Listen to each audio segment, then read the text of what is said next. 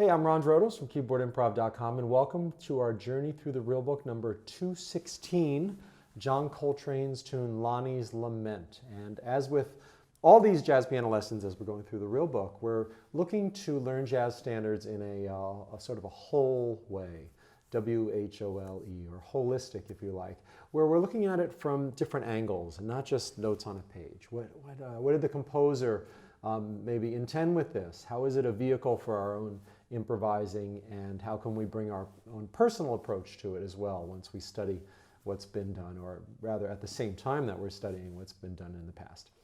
So John Coltrane's approach in the 60s when this was written was a little different from the sort of bebop and post-bop roots of his playing.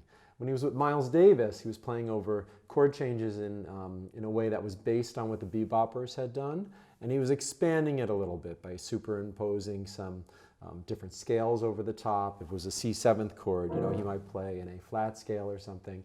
And then they called it sheets of sound at the time because he was playing on a sax really fast. These really fast lines, sheets, sort of like maybe sheets of rain coming down, very fast, very fast. And it morphed a little bit in the 60s into more of a modal style where he would superimpose things on top of the underlying mode or scale. So for instance, Lonnie's Lament, it's open to a lot of interpretations. The solos just say C minor 7th. That's it, C minor 7th. Well, what does that mean? It doesn't mean that we just play a C minor 7th all the time, like we might have on maybe more of a straight ahead modal jazz tune or something. It means that within that, or at least in the stylistic context of his 60s jazz with McCoy Tyner on piano, that it kind of floats around over that mode. And they used fourths a lot. So you might play a voicing with C, F, B flat, and then float up the mode using these parallel fourths. That's a hallmark of that sound. And when McCoy Tyner did that, along with Elvin Jones on drums and Jimmy Garrison on bass, creating this sort of amorphous, polyrhythmic feel underneath. It was almost like Coltrane was playing on this swirling cloud of sound or cloud of energy that was moving here, moving there, getting more intense, getting less intense constantly. And that's really the attraction, one of the attractions of this kind of music. And as an improviser, we have options. It's a jazz ballad. It says kind of freely. We can play it more or less freely if we like. The chord changes are really this C minor, D minor, E flat 6, which is just like a C minor with E flat on the bass, and then back to D minor, very modal. Then it goes into a little bit of a chord changes in the third line here, C minor, B flat, kind of goes to the key of E flat for a minute, and then back at the end of the third line to G7, back to C minor. So I like these changes. To me, it would be a shame not to improvise on them. So I think what I'm going to do is, while I'm, after I play the tune through once, the melody through once, if it feels right to start soloing on those changes, I'm going to stay there. But it might go modal, I'm not sure, but we have these two options. We can use the tune's chord changes as a way to improvise, and then, or we can play modally over the C minor only. Or do both. Play the chord changes for a while, and then when it feels right, just sort of extend that C minor and let that go rolling for an extended period of time. So let's see how it goes. So I'm not so concerned with necessarily playing it exactly like Coltrane. One thing, I think it's great, if somebody happens to sound like Coltrane or McCoy Tyner, that's what they're into, and I can really enjoy that. But I don't think necessarily that should be our first intent. It seems like everybody plays Coltrane. Okay, I'm going to play a Coltrane tune. And, they just go into this kind of thing all of a sudden, even if they don't play anything else like that. And I don't think that's what Coltrane would have done, right? He played other people's tunes his way. We can play his tune our way, maybe bringing in some of that influence. One way to do it would be to, instead of playing with this huge sort of 60s energy, everything's sort of big and loud and swirling, we can take those same voicings and play them delicately.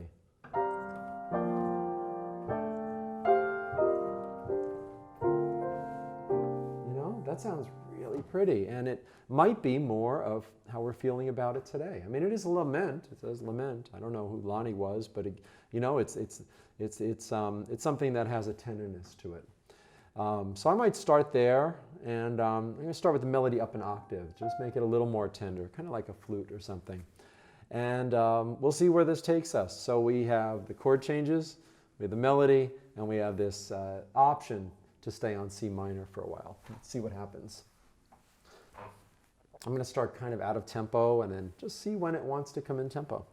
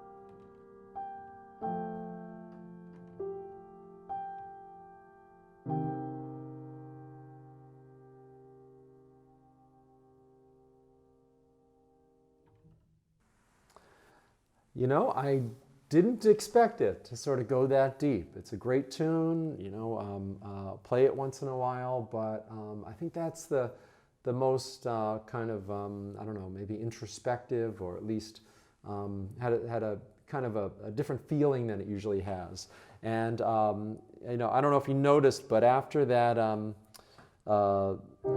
staying on C minor for a while, just kind of brought in the D minor, these thirds.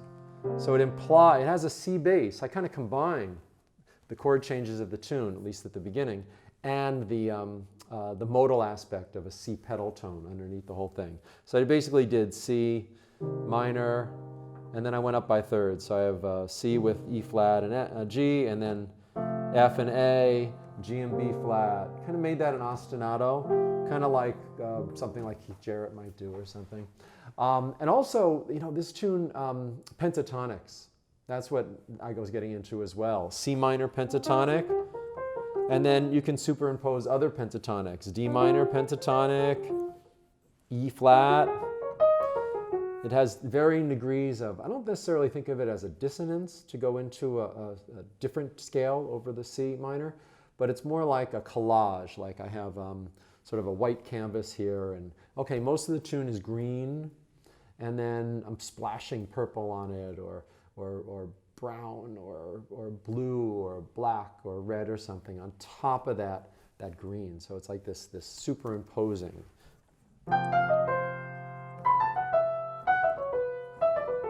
And probably the tune of Coltrane's that's influenced me the most in that kind of playing would be a Love Supreme, you know. He just takes that motif and just plays with it, plays it. That might be a good place to start. Check out Love Supreme as you're checking out Lonnie's Lament. Hey, thanks for being here. You're inspiring me to keep going. This is the 216th tune out of a 400-page book. We're over halfway there. Amazing. When I started with the African Flower, Duke Ellington's piece, #1 in the book, didn't know where it would take me. And I've met some wonderful people here through your comments and emails, and become students, whatever it is. Thank you for your support and for being on this journey with me. We're in this together. So as always, enjoy the journey and let the music flow.